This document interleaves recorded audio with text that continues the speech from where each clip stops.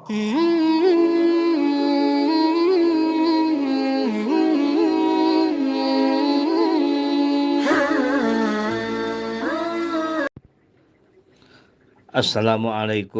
warahmatullahi wabarakatuh. Waalaikumsalam warahmatullahi Bismillahirrahmanirrahim. wabarakatuh. Bismillahirrahmanirrahim. Alhamdulillahi rabbil alamin. Assalatu wassalamu ala asyrafil anbiya'i wal mursalin wa ala alihi wa sahbihi ajmain. Ashhadu an la ilaha illallah wahdahu la syarikalah wa ashhadu anna Muhammadan abduhu wa rasuluhu allazi la nabiyya ba'dah. Allahumma shalli wa sallim wa barik ala sayyidina Muhammad ibn Abdillah wa ala alihi wa sahbihi wa mawalah. Amma ba'du. Qala Allah ta'ala fi imamina al-Qur'anil Karim. A'udzu billahi minasyaitonir rajim. Wasari'u ila magfiratin min rabbikum wa jannatin arduhas samawati wal ard uiddat lil muttaqin. Shadaqallahul maulanal adim. Puji beserta syukur marilah kita panjatkan kehadirat Allah Subhanahu wa taala, yang mana dengan inayah, taufik, hidayah, rahmatnya kita masih dikumpulkan di dalam link. Marilah kita lanjutkan hikmah yang ke-244. Wa ila mu'alifi hadal kitab Syekh Ibnu Athaillah As-Sakandari rahimahullah, nafa'anallahu bihi wa bi ulumihi wa asrarihi. Syai'ulillahi lahul fatihah. A'udzu billahi minasyaitonir rajim. Bismillahirrahmanirrahim. Alhamdulillahi rabbil alamin. Ar-Rahmanir-Rahim. Maliki yaumiddin. Iyyaka na'budu wa iyyaka nasta'in. Ihdinas siratal mustaqim. Siratal ladzina an'amta 'alaihim ghairil maghdubi 'alaihim waladdallin. Rabbighfir lana amin. Wa ila jami masyaihina.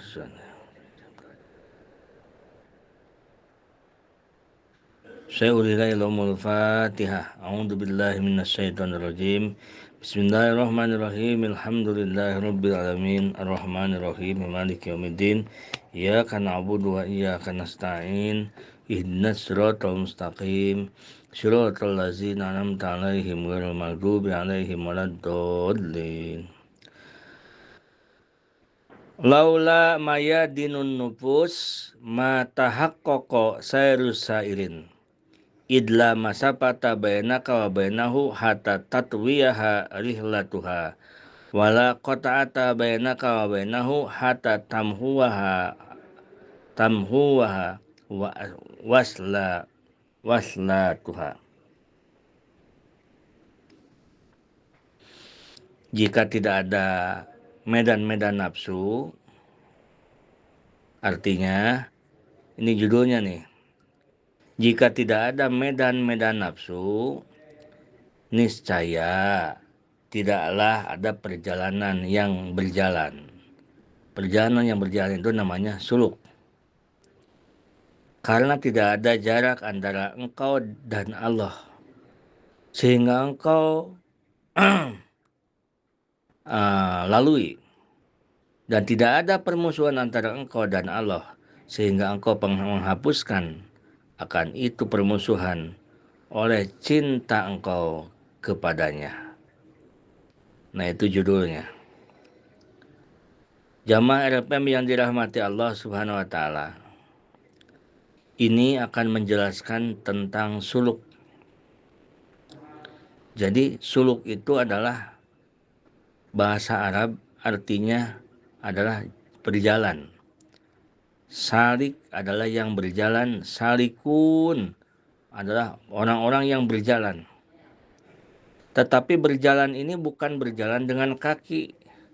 Makanya bukan suluk itu jalan-jalan kemana-mana. bukan jalan-jalan pakai tongkat kemana-mana gitu. Suluk itu perjalanan hati, perjalanan ruhani, perjalanan kolbu, berjalan melalui makom-makom, makom tobat, makom qanaat, makom tawakal, makom semua makom. Nah, sehingga laula syahwatun nufusi kal kibri wa riya'i wa hubi dunya wa ghairiha wa adatuha kal akli wa surbi wa naumi wa nikahi wa ghairiha ma tasawwara suluku salikin ilal qurbi minallahi ta'ala li'annahu aqrabu lil abdi min hablil warid. Nah, Syekh Ibnu Athaillah, pensarah kitab Hikam ini mengatakan, kalaulah tidak ada syahwatun nufus. Syahwatun nufus itu keinginan-keinginan dari hawa nafsu. Seperti sombong dalam hati kita kan, riya, ubud dunia, cinta dunia, dan lain-lainnya, wa ghoriha. Itu adalah syahwatun nufus. Wa adatuha, dan jika tidak ada kebiasaan nafsu, seperti nafsu itu biasanya makan, minum, tidur, nikah, dan sebagainya. Jadi kalau tidak ada syahwatun nufus itu yang penyakit-penyakit hati, riya, sombong, ujub, dan tidak ada kebiasaan nafsu seperti makan, minum, tidur, dan sebagainya, mata sawaro suluku salikin ilal kurbi minallahi ta'ala, tidaklah tergambar perjalanan salikin kepada kedekatannya Allah Ta'ala. Jadi tidak perlu ada suluk kalau tidak ada syahwatun nufus dan tidak ada kebiasaan nafsu. Kenapa tidak perlu? Li'annahu aqrabu ilal abdi min hablil warid. Karena Allah itu sudah jelas lebih dekat kepada hambanya dari urat leher hambanya itu sendiri. Nah, fal bu'du alladhi yujibu suluka ilal qurbi minallahi ta'ala qaimun bil abdi walau alimat ma yahtaju ila suluk. Nah, sedangkan al-bu'du, jauh yang menyebabkan adanya suluk itu. Jadi yang menyebabkan adanya suluk itu, yang menyebabkan adanya harus ada suluk perjalanan ruhani itu adalah karena jauhnya si abdi, dijauhkan, terhalang oleh syahwatun nufus dan kebiasaan nafsu. Nah, jadi yang menjadikan harus adanya suluk berjalan ruhani, berjalan qalbu kita, dari mulai makom-makom, berjalan terus. Nah itu dikarenakan di manusia itu ada syahwatun nufus, nafsu-nafsu, bangsa hati, riya, ujub, dan sebagainya. Dan ada kebiasaan nafsu. Ada nafsu makan, minum, sebagainya. Nah, jadi karena ada itu, perlulah manusia itu ada suluk, ada perjalanan. Kalau tidak ada syahwatun nufus dan tidak ada kebiasaan manusia itu, tidak perlu manusia ada suluk, karena tidak ada dinding antara manusia dan Allah. Jadi yang mendinding, yang menghalanginya itu adalah syahwatun nufus dan kebiasaan manusia. Nah, jamaah RFM yang dirahmati Allah Subhanahu wa taala. Suluk itu artinya berjalan. Suluk itu berjalan artinya. Jadi orang yang berjalan itu namanya salik. Kalau banyak yang berjalannya namanya salikin. Nah, kenapa ada suluk? Nah, kenapa ada perjalanan menuju marifat kepada Allah? Padahal Allah itu sangat dekat. seolah-olah Allah itu jauh. Kenapa harus ada suluk? Jawabannya adalah yang menyebabkan suluk itu adalah syahwat-syahwat nafsu dan kebiasaan-kebiasaan nafsu yang ada di diri kita. Nah, itu yang menjadikan sebab adanya suluk. Andai kata diri kita tidak ada syahwatun nufus, andai kata diri kita tidak ada sombong, tidak ada ria, tidak ada ujub, tidak ada penyakit-penyakit hati, syahwatun nufus, andai kita di diri kita tidak ada kebiasaan-kebiasaan nafsu, nah, maka seseorang tidak diperlukan untuk suluk untuk mencapai ma'rifat kepada Allah, karena dia akan cepat langsung ma'rifat kepada Allah. Dia akan cepat langsung sampai husul kepada Allah. Jadi jauhnya itu dari pihak dari kita, jauhnya itu bukan dari Allah.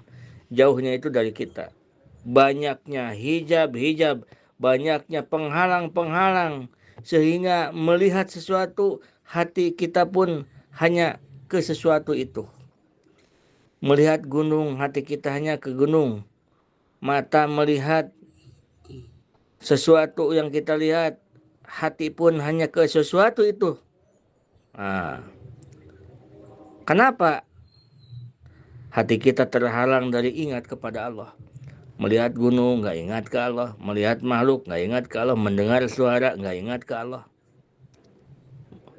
Ibu-ibu, bapak-bapak, satu hari ini dari mulai bangun sampai sekarang malam, kira-kira bisa terhitung nggak kita ingat ke Allah?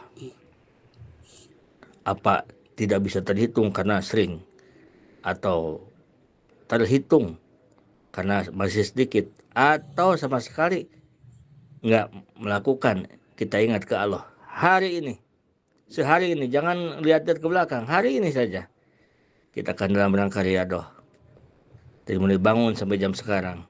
Adakah berapa hari kita, berapa kali kita ingat ke Allah? Ingat dari yang kita lihat, ingat dari yang kita dengar, ingat dari kejadian-kejadian, ingat bahwa itu adalah semua perbuatan Allah, kata hati kita. Ingat bahwa yang kita lihat itu adalah sifat Allah. Ingat bahwa yang kita lihat itu adalah asma Allah. Lihat orang yang baik, ingat Allah yang maha baik. Lihat orang yang pintar, ingat Allah yang maha tahu, yang maha yang alim, al-alim. Lihat sifat jamalnya, ingat ke Allah.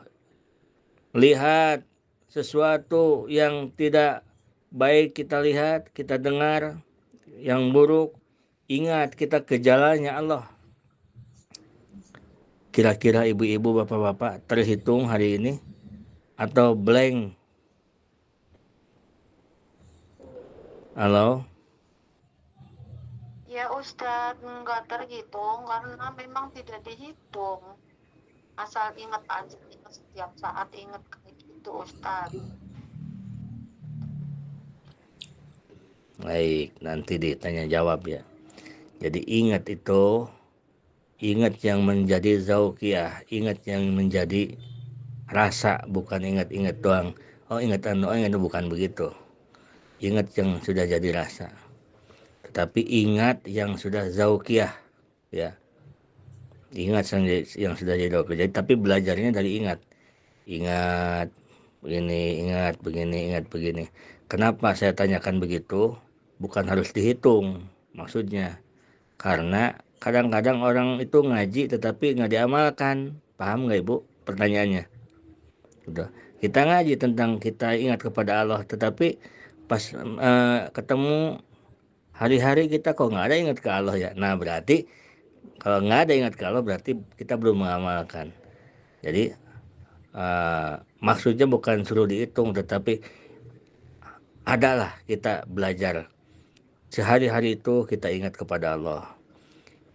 Ingat bahwa melihat makhluk, ingat ke Allah. Mendengar makhluk, ingat ke Allah. Mudah-mudahan kalau sudah dibiasakan menjadikan lama-lama zauqiyah. Walaupun sekarang kita taunya itu baru tahu bil ilmi. Tahu bil ilmi itu tahu karena dikasih tahu. gitu ya, bukan tahu karena perasaan. Minimal itu aja dulu. Tahu, oh ini, oh yang dikatakan dalam pengajian itu ini. Iya ya, saya pas ke sawah itu, Masya Allah, luar biasa ciptaan Allah nih. Oh, indahnya sawah ini. Hati kita mengatakan luar biasa. Allah maha indah menciptakan sawah ini. Nah, hati ke situ itu ibadah luar biasa. Ibadah luar biasa. Nah, itu kan ingat. Tapi ingat di situ nanti ada tingkatan-tingkatannya. Ada ingat yang hanya ingat saja, ada ingat yang menjadi zauqiyah, perasaan gitu. Perasaan maksudnya. Nah, ibu-ibu bapak-bapak sekalian, kenapa kita terjaga, terhalang dari sulit kita melihat, menjadikan kita ingat kepada Allah dari apa yang kita lihat? Kenapa menjadikan sulit ingat kepada Allah dari apa yang kita dengar? Karena ada syahwatun nufus dan adanya adat nafsu, adat kebiasaan nafsu. Nah, jika tidak ada syahwatun nufus, jika tidak ada adatun nafsu, kebiasaan nafsu, maka akan mudah kita untuk ingat kepada Allah.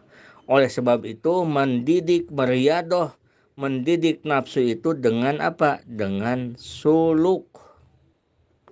Begitu. Jadi itu yang menjadi sebabnya adanya suluk itu seperti itu. Adanya kata Syekh Ibnu Athaillah, laula mayadinun nufus ma tahaqqaq sayru sairin. Kalaulah tidak ada syahwatun nufus, maka tentunya tidaklah ada perjalanan orang yang berjalan. Artinya tidak akan ada suluk, tidak usah ada suluk kalau tidak ada syahwatun nufus. Tetapi karena syahwatun nufus ini banyak di hati kita, dinding ini tebal di hati kita, maka tentu kita harus memerangi dengan riadoh, yaitu dengan adanya suluk. Nah, itu bapak-bapak ibu sekalian. Sehingga melihat sesuatu, hati pun hanya ke sesuatu itu kita terdinding. Hati kita terhalang dari ingat ke Allah. Mendengar sesuatu, kita nggak ingat kepada Allah. Padahal Allah itu sangat dekat. Allah itu sangat dekat. Tetapi sebegitu dekatnya Allah kepada kita, tetapi kita tidak bisa ingat ke Allah. Karena apa? Karena terhalang oleh syahwatun nufus dan adat kebiasaan nafsu. Nah, adat kebiasaan nafsu dan syahwatun nufus itu diriadohi, dilatih oleh kita. Supaya apa? Supaya menjadi bagus. Dengan apa? Dengan cara suluk. Fatahliyatul abdi min sifatihil mazmumat wa tahliyatuhu bisifatil mahmudat tusamma sulukan. Nah, membersihkannya kita dari sifat-sifat kita yang tercela, hati ini bukan urusan dohir, ini urusan hati. Membersihkan hati kita dari sifat-sifat tercela, membersihkan kesombongan, membersihkan ujub, riya, takabur, sum'ah di hati kita, dari sifat-sifat tercela dibersihkan dan menghiasinya dengan sifat terpuji. Itulah yang disebut dengan suluk. Kalau sifat-sifat buruk sudah hilang di hati kita, sifat-sifat terpuji sudah menghiasi hati kita, kita akan merasakan betapa dekatnya Allah Subhanahu wa Ta'ala. Sekali lagi, kalau sifat-sifat buruk sudah hilang di hati kita, sifat-sifat terpuji sudah menghiasi hati kita, kita akan merasa betapa dekatnya Allah Subhanahu wa Ta'ala dengan kita. Sehingga apapun makhluk yang kita lihat, kita tidak akan bisa melupakan Allah Subhanahu wa Ta'ala. Kalau sifat-sifat buruk sudah hilang di hati, sifat-sifat terpuji sudah menghiasi hati kita. Itulah tahliyatul abdi wa tahliyatuhu, membersihkannya dari sifat yang tercela dan menghiasinya dengan sifat yang terpuji. Itulah suluk disebutnya. Jamaah RFM yang dirahmati Allah Subhanahu wa taala, orang yang suluk itu mesti menuntut ilmu dan mengamalkan ilmu. Jadi orang yang berjalan menaiki makom-makom dengan ilmu dan amalnya, itulah orang yang suluk. Tidak bisa kalau hanya menuntut ilmu saja, tidak bisa. Harus sedikit-sedikit diamalkan. Dapat ilmu begini, berusaha diamalkan. Atau beramal saja tanpa ilmu, tidak bisa. Terus aja wirid aja. Misalkan dikir aja wirid, ganti ini. Nggak bisa, bukan dinamakan suluk. Suluk itu adalah orang yang berjalan hatinya menaiki makom-makom dengan ilmu dan amalnya. Gitu. Dengan ilmu dan amalnya. Contoh nih yang disebut dengan syahwatun nufus, contoh satu, riya. Nah, riya ini adalah syahwatun nufus, keinginan nafsu. Bagaimana cara kita menghilangkan riya? Dan diganti riya itu dihiasi dengan ikhlas.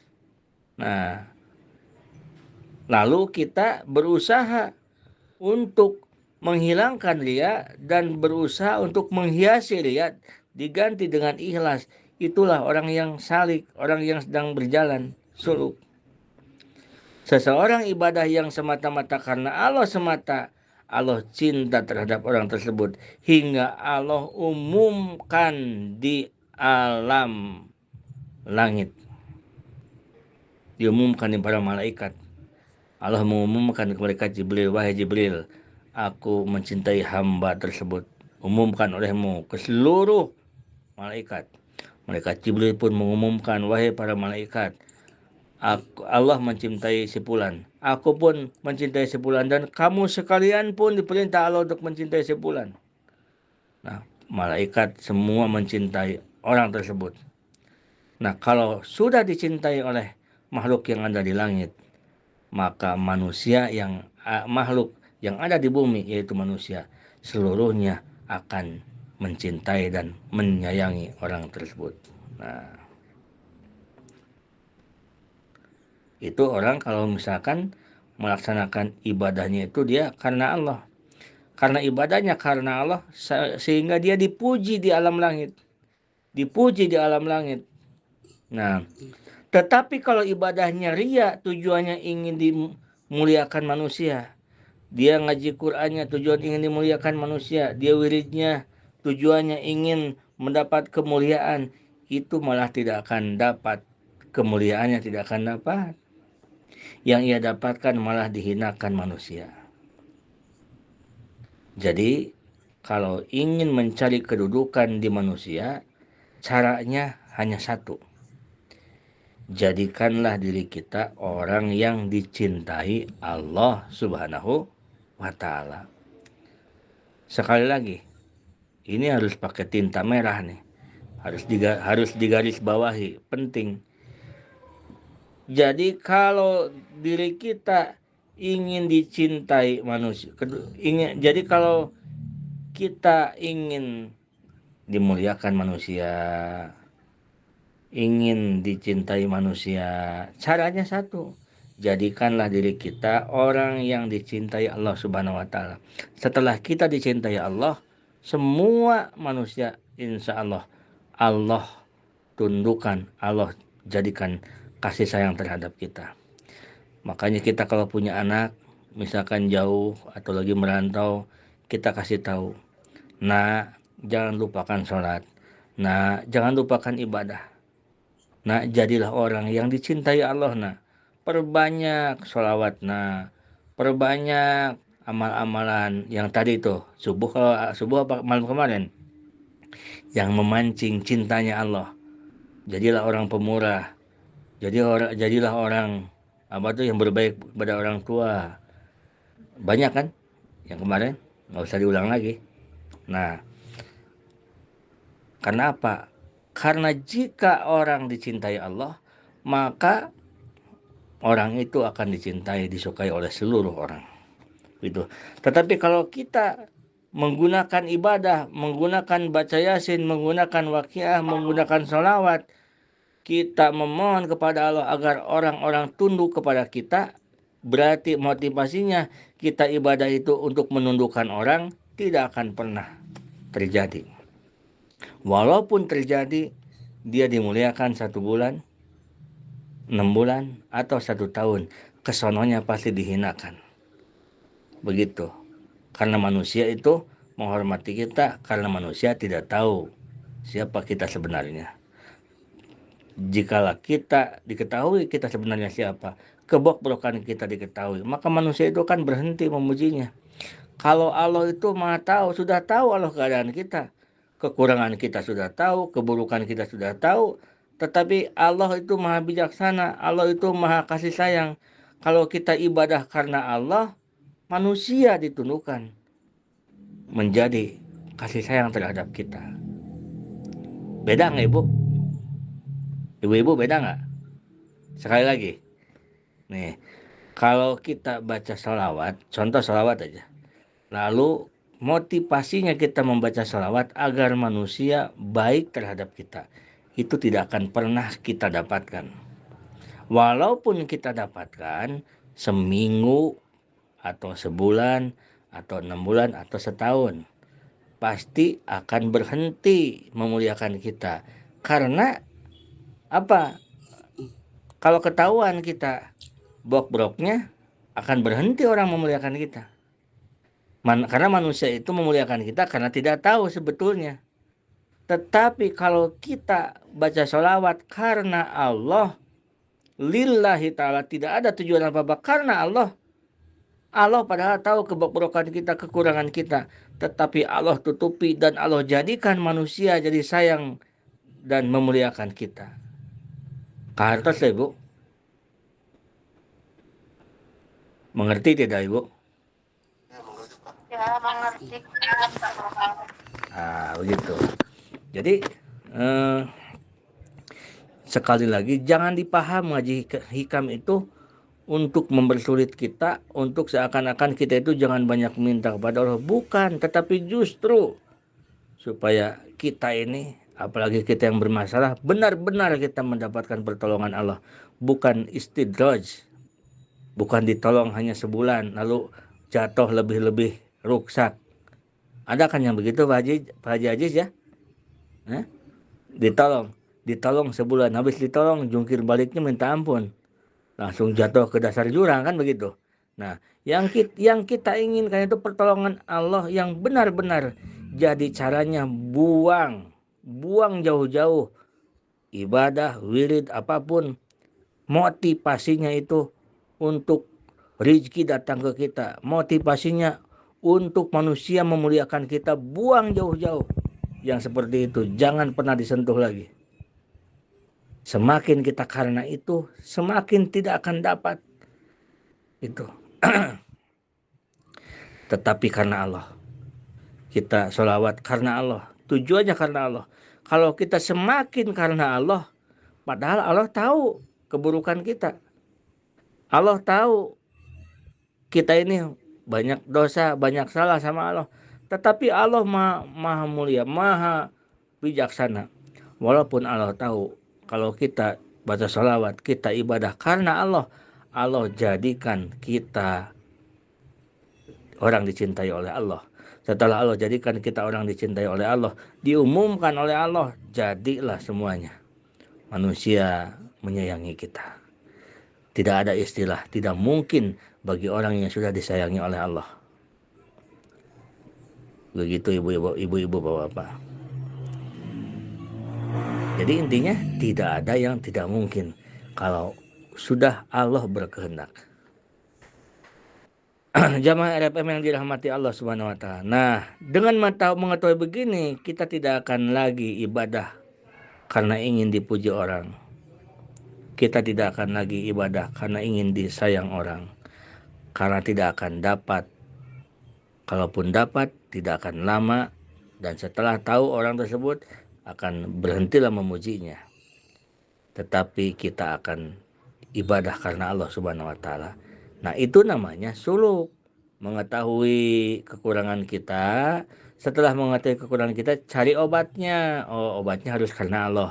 Nah, itu namanya suluk, lalu jalankan.